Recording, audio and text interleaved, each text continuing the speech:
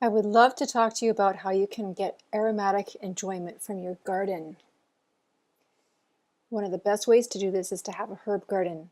With a little bit of planning now, you can ensure fresh herbs for your cooking and culinary needs all summer long.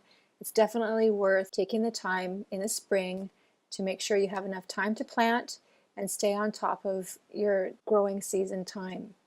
Even if you only have a tiny space, you can still have pots of herbs that you may use for different things. First thing you should decide is, what do you want to do with your herbs? Do you want to use it for cooking? You can use both fresh or dried herbs for doing this.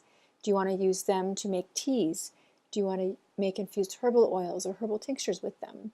Or if you're lucky enough to have a still, you could grow some to distill them. I'm going to give you some suggestions if you want to have a culinary herb garden.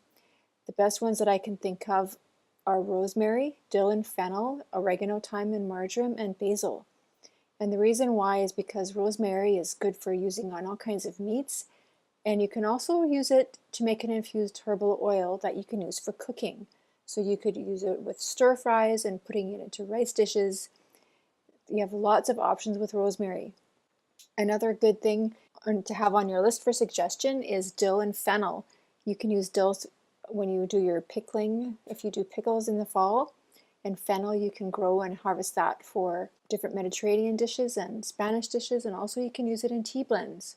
And oregano, thyme, and marjoram, of course, are famous for that Italian mix for pastas. And basil is a very refreshing herb that you can have. I go through a lot of basil myself in the summertime, and we have several plants going at one time.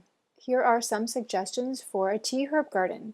I guess top of my list would be chamomile. Chamomile doesn't grow very easily in my yard, but I do like it. Sometimes I just buy it dried by the pound so that I can make teas with it. Another thing that I like to have on hand is peppermint. You can do an infused water with peppermint, just to put it in the water and let it sit overnight, and then you have peppermint water in the morning. Lemon balm is good too. I like to have this in teas because it's such a calming tea to have at nighttime if you have trouble falling asleep. And of course, cornflowers. They also go by the name of bachelor's buttons, and they're that vibrant blue color, and you sometimes see them added into teas that have bergamot in them as well. Here are some suggestions if you have the desire to make infused herbal oils later. Top of my list on this one would be roses, and the more aromatic of the rose, the better. Lavender, of course, good for everything, and chickweed is not super common, but I feel like chickweed offers a lot of things in the anti-itching department. So if you have any kind of itching problem, skin rash, irritation, chickweed is a good oil to have. Chickweed infused oil is really good to add into salves and things like that. And comfrey too. If you can grow comfrey in your yard, just be aware that it's a very powerful herb, but you can definitely make infused oil from that.